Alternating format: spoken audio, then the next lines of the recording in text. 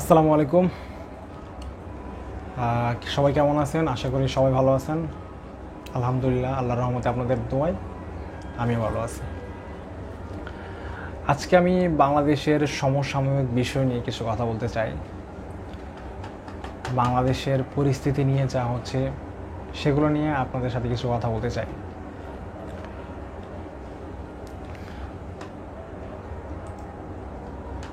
5ই আগস্টের পর শেখ হাসিনা পলাতকের পর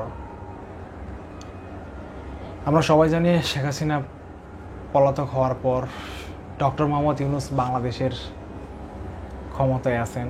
তিনি বাংলাদেশ শাসন করতেছেন। তাকে বাংলাদেশের মানুষ ভালোবেসে বিশ্বাস করে ক্ষমতায় বসিয়েছেন। এটা কিন্তু বাংলাদেশের মানুষ তাকে বসিয়েছেন। কিন্তু ডক্টর মোহাম্মদ ইউনূসকে বাংলাদেশের মানুষ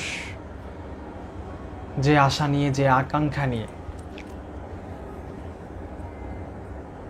প্রধানমন্ত্রী বানিয়েছে, প্রধান উপদেষ্টা বানিয়েছে, এটা কিন্তু বাংলাদেশের সকলেই কিন্তু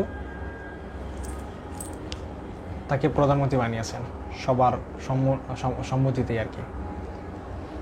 তো বাংলাদেশের মানুষের যে প্রত্যাশা, যে আশা ছিল, যে আকাঙ্ক্ষা ছিল, গত 16-17 বছর প্রাক্তন প্রধানমন্ত্রী শেখ হাসিনা বাংলাদেশকে যে অবস্থাটা করে গেছে, সেটা থেকে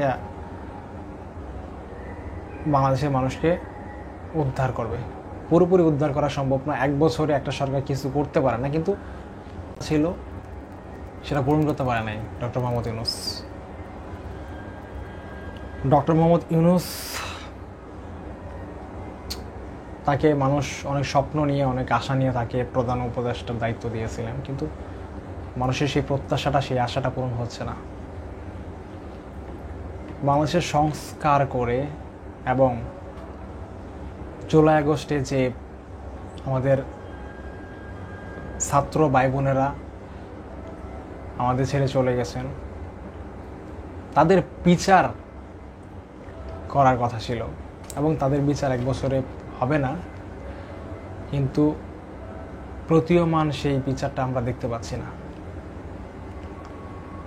সো তিনি এগুলো না করেই অলরেডি তিনি কিন্তু সরকার থেকে বলে দিয়েছেন যে আগামী ফেব্রুয়ারি মাসেই বাংলাদেশের জাতীয় নির্বাচন হবে।